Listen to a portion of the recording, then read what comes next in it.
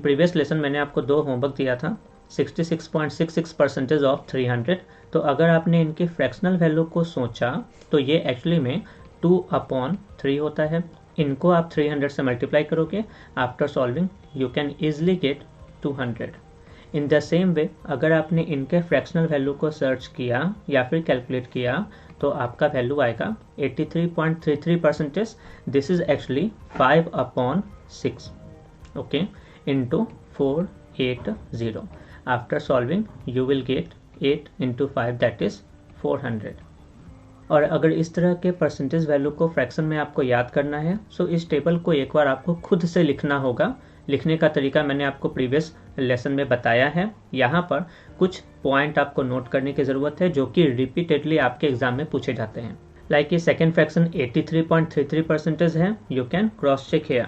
Yes, 83.33% का numerator कितना होगा 5 और डिनोमिनेटर कितना होगा 6। So 83.33% can be termed as 5/6। Otherwise you can solve like this 83.33/100। ये अप्रोक्सीमेटली 5.6 के डेसिमल वैल्यू के बराबर होता है।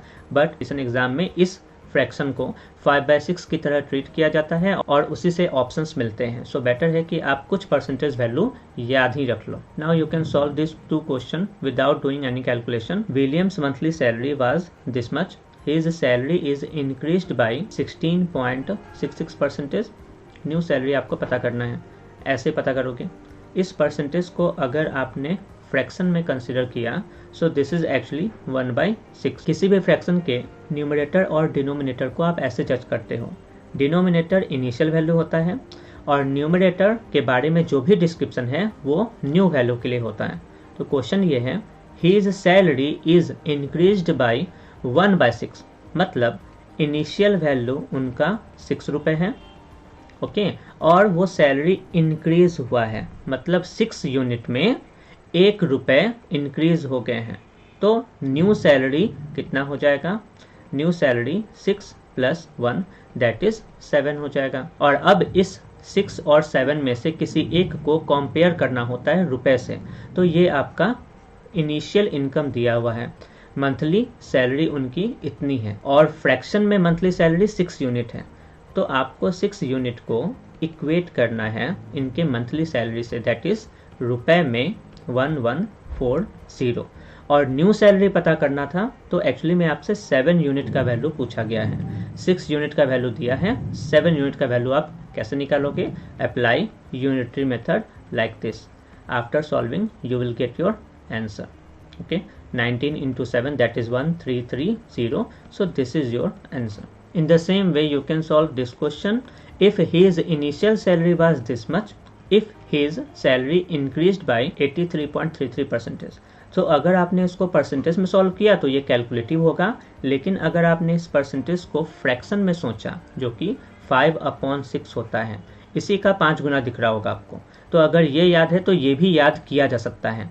16 5 80, इस अप्रोक्सीमेशन में आप इस तरह के फ्रैक्शंस को याद करते हो। एक याद रखोगे, दूसरा उससे रिलेटेड होता है। तो 5/6 कैन बी इक्वेट विथ 83.33%, ये मैंने आपको पहले ही बताया है। सो अब इस परसेंटेज की जगह इस फ्रैक्शन को रीड करो ऐसे, his initial salary was this much, और इनिशियल सैलरी हमेशा डिनोमिनेटर से इक्वेट होता है, ठीक है। तो 6 यूनिट को आप इक्वेट करो 4800 से। तो आपसे पूछा गया है इंक्रीज्ड सैलरी, न्यू सैलरी कितनी होगी? 6 रुपये में 5 रुपये बढ़ने का मतलब होता है न्यू सैलरी का 11 यूनिट का हो जाना, ओके। तो 6 यूनिट का वैल्यू इतना है, 11 यूनिट का वैल्यू आपसे पूछा जा रहा है। Again you can apply unitary method. 11 unit can be equate like 4800 divided by 6 into 11। 6 से ये 8 टाइम्स में, and 800 into 11 that is 8800. This is your answer.